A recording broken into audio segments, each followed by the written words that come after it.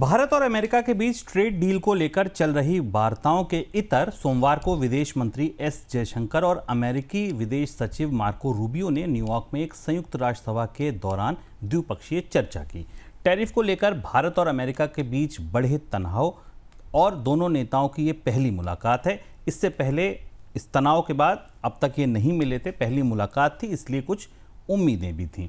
मुलाकात के बाद दोनों नेताओं ने कहा कि प्राथमिक क्षेत्रों में प्रगति के लिए संवाद जारी रहेगा। ठीक है, सरकारी टाइप का बयान है।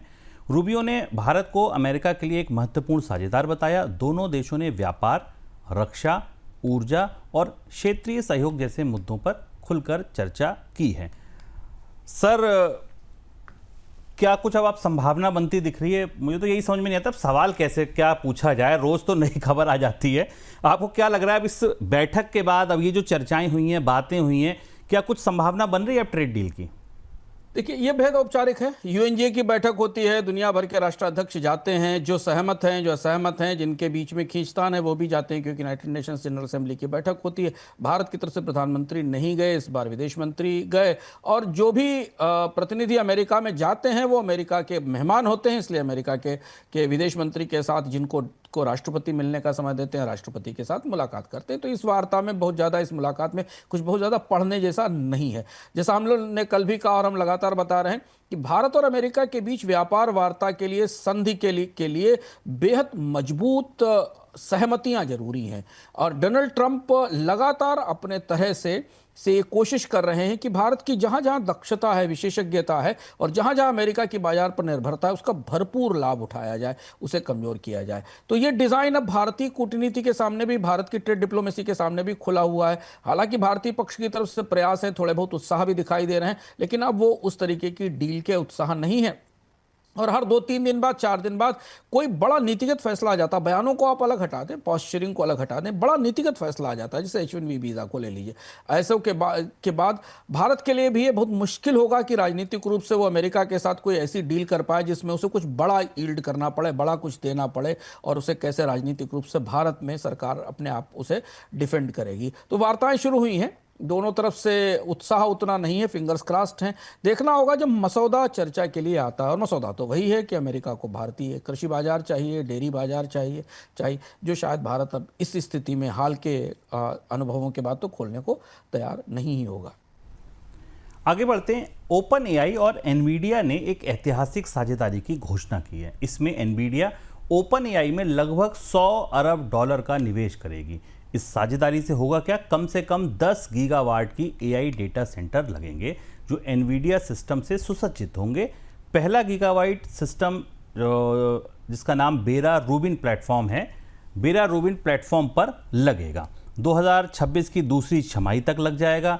निवेश धीरे धीरे किया जाएगा। जैसे हर गीगावाट क्षमता पूरी होगी, नया पैसा कंपनी की ओर से डाल दिया जाएगा। लक्ष्य क्या है? लक्ष्य यही है कि भाई एआई की नई खोज संभव हो सके और नया बढ़ावा मिल सके, क्षमताओं का और बेहतर उपयोग हो सके, दोहन हो सके। सर, क्या प्लान दिख रहा है एनवीडिया का? एआई और चिप बाजार की ये सबसे बड़ी खबर है, और पिछले 3-4 दिनों में जब हम तमाम तरीके की खबरें देख रहे थे, लगभग एक हफ्ते में 3 बड़े घटनाक्रम हुए जिन्होंने पूरी दुनिया के एआई सप्लाई चेन को एक तरह से उथल पुथल कर दिया है, मथ दिया है। एक फैसला था चीन की तरफ से एनवीडिया के चिप्स खरीदने का, जिस पर हमने विस्तार से बात की थी, और दूसरे 2 फैसले अमेरिका में हुए। एनवीडिया ने अचानक चिप बनाने के साथ अपने कारोबार का विस्तार किया।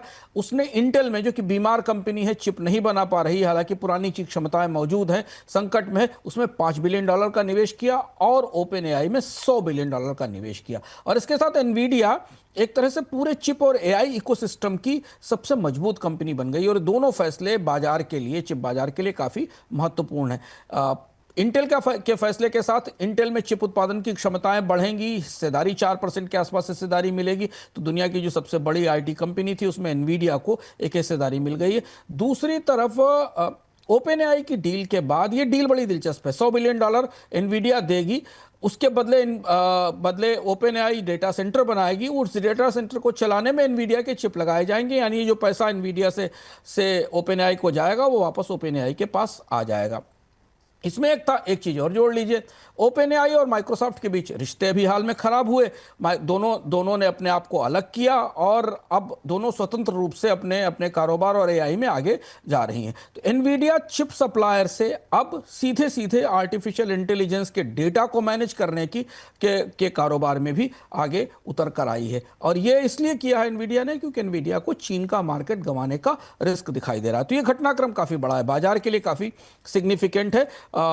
और ओपन एआई के लिए इसलिए महत्वपूर्ण है कि ओपन एआई जो कि माइक्रोसॉफ्ट से पैसा भी ले चुकी थी, निवेश भी ले चुकी थी, वो अलग होकर अब एनवीडिया के साथ खड़ी हुई है।